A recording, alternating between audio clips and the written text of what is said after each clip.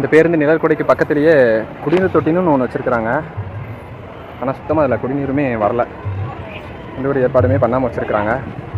Chidambaram bus stand கிட்டத்தட்ட 4 வருட காலம் முடிந்து ஆட்சியே முடிய போகிற நேரம். மதிப்புக்குரிய திருமாவளவன் அவர்களுடைய தொகுதி 4 வருடம் கழித்து இந்த பஸ் ஸ்டாண்டை வந்து இடித்து கட்டுறாங்க. இந்த இடித்து கட்டுறதுனால மக்கள் பயன்பெறுறாங்க, இல்லைன்னு சொல்லலை.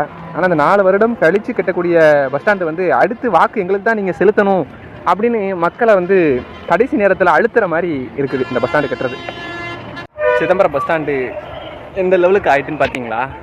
எல்லாமே உயர்த்திட்டு பேருந்து பயணிகளுக்கு நிழற்குடையாக வந்து ஓலையில் தான் கட்டியிருக்கிறாங்க.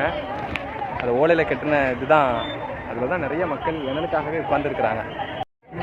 அந்த நிழற்குடையுமே ஒரு 30 அடி இருக்கும். இந்த 30 அடிங்கிறது 30 அடி எத்தனை பேருந்து பயணிகளுக்கு வந்து செட் ஆகும் அப்படின்னு தெரியல. எல்லாரும் இந்த நிழற்குடைக்குள்ளேயும் அடங்குவாங்களா அப்படின்னு தெரியல. ஆனால் இந்த லெவலுக்கு மட்டும்தான் இந்த சிதம்பரம் பஸ் ஸ்டாண்டுக்கு ஒரு நிழற்குடையை அமைச்சு கொடுத்துருக்குறாங்க.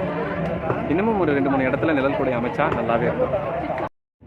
அண்ட் இந்த சிதம்பரம் பஸ் ஸ்டாண்டு இப்போ கட்டிக்கிட்டு இருக்கிறாங்க.